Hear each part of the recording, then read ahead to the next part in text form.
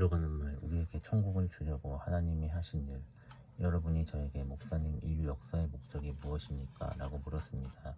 왜 갑자기 그런 질문을 저에게 하세요? 하고 반문하자 그분은 하나님이 세상을 만드셨는데 언젠가는 역사를 끝낼 것이라고 하셨잖아요. 없앨 것을 뭐하러 만드셨나 그런 생각이 들어서요 라고 대답했습니다. 그래서 그분에게 이렇게 대답했습니다. 듣고 보니 이해가 됩니다. 그런데 역사의 목적은 너무나 복잡하고 또한 다양한 대답이 있지만 아주 간단하게 말한다면 하나님의 백성을 천국에 보내기 위한 훈련 과정입니다. 하나님은 전지전능하십니다. 그러므로 천사 중에서도 가장 높은 천사인 루시퍼가 타락할 것을 아셨습니다.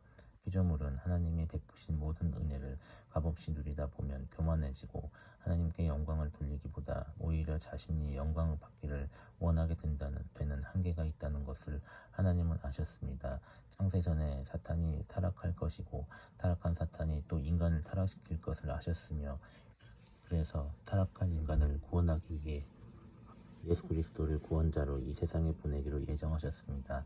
하나님은 사단의 타락을 막지 않으셨고 처벌하셨지만 바로 지옥에 가두지 않으시고 오히려 세상의 임금이 되게 하셨습니다. 왜 그렇게 하셨을까요? 지옥에 가두셨다면 아담이 타락하지 않았을 텐데 그러면 예수님도 세상에 오실 필요가 없었을 텐데 말입니다. 하지만 하나님이 이 모든 일을 허락하신 데는 분명한 이유와 목적이 있습니다. 창세기 3장 15절에는 아담이 타락한 후에 하나님이 타락한 인간을 어떻게 구원하실 것인지에 대한 말씀이 나옵니다. 내가 너로 여자와 원수가 되게 하고 내 후손도 여자의 후손과 원수가 되게 하리니 여자의 후손은 내 머리를 상하게 할 것이요 너는 그의 발꿈치를 상하게 할 것이니라 하시고 이를 신학에서는 원복음이라고 말합니다.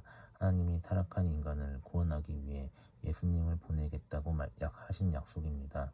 원복음에는 예수님이 십자가를 지신 이유를 인간이 타락했기 때문이라고 설명합니다. 문제는 이 경우 예수님의 십자가는 인간의 타락 때문에 생겨난 어쩔 수 없는 방법이었다는 말이 됩니다. 그러나 신약성경 에베소서 1장 4절은 이렇게 말합니다. 곧 창세 전에 그리스도 안에서 우리를 택하사 우리로 사랑 안에서 그 앞에 거룩하고 흠이 없게 하시려고. 하나님은 창세 전에 즉 인간을 창조하시기 전에 그리스도 안에서 우리를 택하셔서 그 앞에 거룩하고 흠이 없게 하려 하셨다는 것입니다. 그러므로 십자가 사건은 아담의 타락 후에 결정된 것이 아닙니다. 하나님은 창세 전에 이미 십자가 사건을 예정하셨습니다. 오직 은밀한 가운데 있는 하나님의 지혜를 말하는 것으로서 곧 감추어졌던 것인데 하나님이 우리의 영광을 위하여 만세전에 미리 정하신 것이라. 십자가 사건은 하나님이 만세전에 즉 인간을 창조하시기 전에 미리 정하신 일입니다.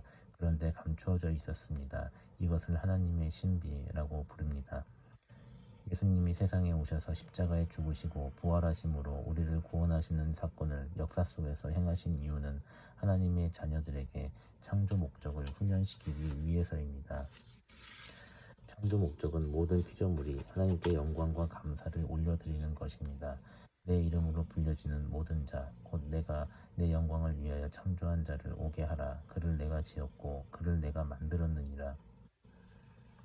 우리가 장차 이 세상을 떠나 영원한 천국에서 살게 된다는 것이 얼마나 놀라운 하나님의 은혜입니까? 하나님은 아들까지 우리를 위해 주셨습니다. 그래서 예수님이 세상에 오시고 십자가에 죽으시고 부활하셔서 우리를 구원해 주셨습니다. 이 사건이 엄청난 은혜의 결과임을 알고 하나님께 영광을 돌리는 것이 창조의 목적입니다. 우리가 얼마나 자격 없는 존재인지 그럼에도 우리를 위한 하나님의 희생과 사랑이 얼마나 크고 놀랍고 처절한지를 깊이 깨닫고 영원히 잊지 않게 하려는 것입니다. 하나님은 이 일을 위해 타락한 인간을 시간 속으로 내려보내시고 타락한 루시퍼를 도구로 사용하시어 하나님의 자녀들이 창조 목적을 마음에 깊이 새기고 철저하게 순종하도록 훈련시키려 하셨습니다. 그 훈련 도구로 사탄과 이 세상의 역사를 사용하신 것입니다. 그래서 역사의 끝에 있을 사건을 기록하고 있는 요한계시록은 이렇게 말합니다.